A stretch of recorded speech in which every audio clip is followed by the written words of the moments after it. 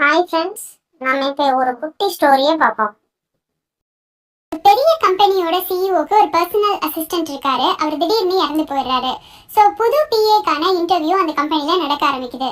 பல பேர் பல இடங்கள்ல இருந்து வந்து அந்த இன்டர்வியூ அட்டன் பண்றாங்க. ஆனால் மல்டிபிள் ஸ்கிரீனிங்ஸ்க்கு அப்புறம் ஒரே ஒருத்தர் மட்டும் ஃபைனல் லெவலுக்கு செலக்ட் ஆகிறான்.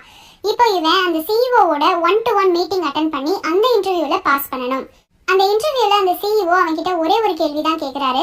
இன்னும் 10 வருஷத்துல நீ என்னவா ஆகணும்னு சொல்லிட்டு அவன் பதில் சொல்றான், நான் நீங்க இப்போ இருக்கிற நிலைமையில பாதியிலையாவது நான் இருக்கணும்னு சொல்லிட்டு. அப்ப அவர் அவன்கிட்ட கேட்குறாரு, என்னை பத்தி உனக்கு என்ன தெரியும்னு சொல்லி. அவன் விக்கிபீடியால படிச்சதையும் அந்த கம்பெனி வெப்சைட்ல படிச்சதையும் சேர்த்து அவர்கிட்ட ஒப்பிக்கிறான். அவர் நக்கலா சிரிச்சுட்டு, சரி வா நான் உன்னை என் வீட்டுக்கு கூட்டிட்டு போறேன்னு சொல்லி அவரோட வீட்டுக்கு கூட்டிட்டு போறாரு. அங்க போய் பார்த்தா அந்த வீடு பயங்கர பிரம்மாண்டமா இருக்கு. அவனால இமைக்கவே முடியல கண்ணை. உள்ள நிறைய பொருள்கள் கோல்டுனால ஆயிருக்கு. தங்கத்தால் ஆன ஒவ்வொரு பொருளையும் பார்த்தா அவன் பிரமிச்சு போயிடறான். இப்போ அந்த சிஇஓ அவன் கிட்ட என்னோட ரூமுக்கு போகலாம், என்னோட ரூம் மாடியில இருக்கு, நம்ம படிக்கட்டு வழியா போகலான்னு சொல்லி அவனை கூப்பிடுறாரு.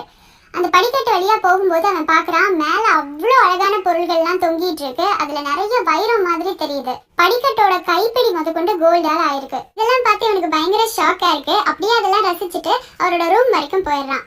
அப்ப அவர் அவனை பார்த்து கேட்கிறாரு, உனக்கு ஏதாவது என்கிட்ட கேட்க வேண்டிய கேள்வி இருக்கான்னு சொல்லிட்டு. அவன் அவரை பார்த்துட்டு சொல்றான், இவ்வளவு காசு நீங்க எப்படி சம்பாதிச்சீங்க, இந்த அளவு சம்பாதிக்கணும்னா எவ்வளவு திறமையா பிசினஸ் பண்ணணும் அப்படின்னு சொல்லிட்டு. அவர் சிரிச்சுட்டே அவன்கிட்ட சொல்றாரு, இந்த கேள்வி நீ என்கிட்ட கேட்டுக்க வேண்டிய அவசியமே இல்லை. இப்ப நீ வரும்போது அந்த படிக்கட்டை குனிஞ்சு ஒரு தடவை பார்த்திருந்தேன்னா உனக்கே தெரிஞ்சிருக்கும் அப்படின்னு சொல்லிட்டு அவன் வேகமா வெளியே போய் அந்த படிக்கட்டை குனிஞ்சு பாக்குறான். அந்த படிக்கட்டு ஒவ்வொன்றுலையும் ஒவ்வொரு வாசகம் எழுதப்பட்டிருக்கு. அவரோட வாழ்க்கையில நடந்த சுவாரஸ்யமான சம்பவங்களையும் சேர்த்து அதுல எழுதி வச்சிருக்காரு.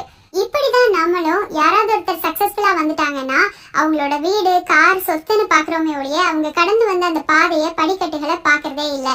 இனிமேலாவது அட்லீஸ்ட் நம்ம அதை பார்க்க ட்ரை பண்ணுவோம்னு சொல்லிட்டு இந்த கதையை முடிச்சுக்கிறேன். இன்னொரு நாள் இன்னொரு கதையோட நம்ம மீட் பண்ணலாம். Until then, bye bye.